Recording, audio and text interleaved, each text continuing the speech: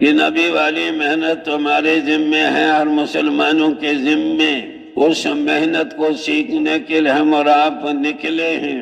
انبیاء علیہ السلام کی محنت کا میدان قلوب انسانی، لوگوں کے دلوں کے اوپر محنت فرماتے تھے۔